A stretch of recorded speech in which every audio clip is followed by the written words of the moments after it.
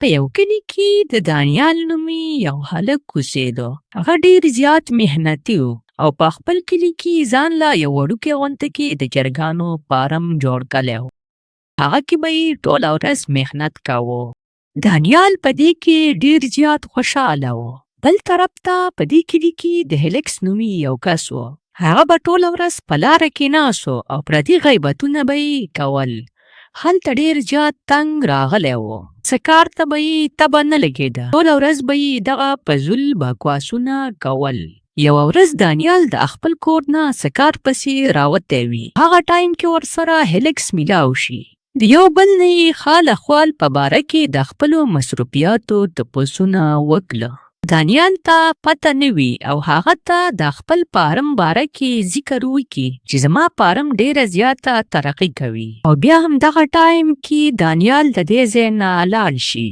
نو هیلکس د ځان سره وایي ته ګوره چې زه نن د دانیال د فارم سره څه کوم. نو بیا چې کله ماښام شو نو هیلکس راشي او د دانیال د فارم نه 15 چرګان پټ کړي او هغه د خپل کلي بازار ته ویسي. هغه ته یې حواله کړي د کم په بدله کې چې هغه قصابي هیلکس ته د 15 چرګانو روپۍ ورکړي. نو هیلکس دغه پیسې راواخلي او ډېر زیات خوشحاله وي. بیا په سبا له دانیال خپلو چرګانو فارم ته راشي او خپلو چرګانو ته دانې اچوي.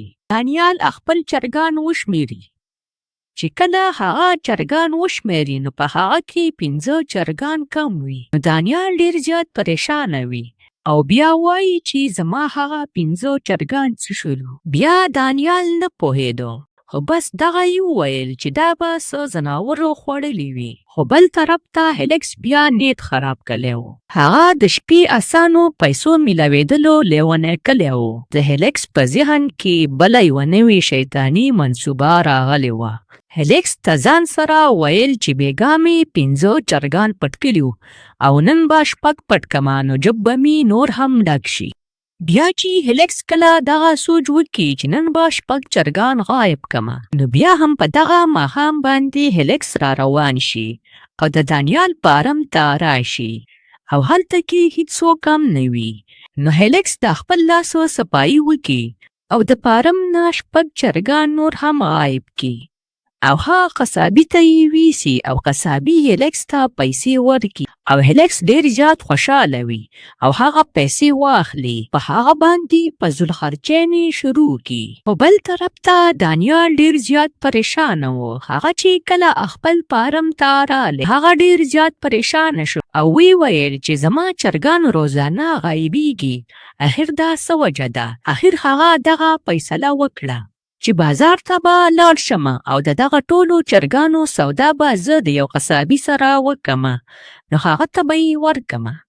نو بیا دانیال همدغسې وکړي چې کله بازار ته لاړ شي او قصابي ته ټوله قصه وکړي چې زما سره ډېر زیات چرګان دي او خپل فارم مې دی نو زه به تا ته روزانه چرګان راوړم. تا ته به یې زه ډېر په ارزان نرخ باندې درکوم. خو قصابي د دانیال د خبرو نه صفا انکار وکړو او دانیال ته یې وویلو ما ته یو هلک راځي او هغه ما ته چرګان راوړي نو ما ته څه ضرورت دی ځکه چې هغه ما ته ارزان چرګان راکوي او تازه او فرش هم وي نو زه بیا ستا نه چرګان ولې واخلم نو ما ته د نورو چرګانو ضرورت نشته دی. کله چې د قصابي خبره دانیال واورېده نو دانیال فورا شک وکړ او هغه قصابي ته یې وویل چې دغه هلک څوک دی. قصابي ورته ټول معلومات ورکړل. دانیال بیا د دې ځای نه لاړی خو د دانیال ټول شک په هیلکس باندې راغلو. چې کله ماښام شو نو هیلکس د خپل عادت نه مجبور نو هیلکس بیا د دغه فارم طرف ته را روان شو. خو دومره منګې سوچ یې ونه کړو او په وارخطایي کې فارم ته ورنږدې شو. خو هغه ته دا پته نه وه چې نن ما ته زما دشمن انتظار کوي. بیا په دغه ټایم کې هیلکس د چرګانو پټولو کوشش کوي. نو یو دم په دغه ټایم باندې دانیال راوځي. نو بیا هیلکس ډېر زیات وشرمېږي او ډېرې معافینې ترې هم وغواړي. خو دانیال یې معاف نه کړي ځکه چې دا د هغه د بروسې قاتل و. هیلکس بیا پولیسو ته په حواله کړي او بل طرف ته د دانیال کاروبار نور هم غټ شي او د هغه فارم ډېر تیزۍ سره روان وي.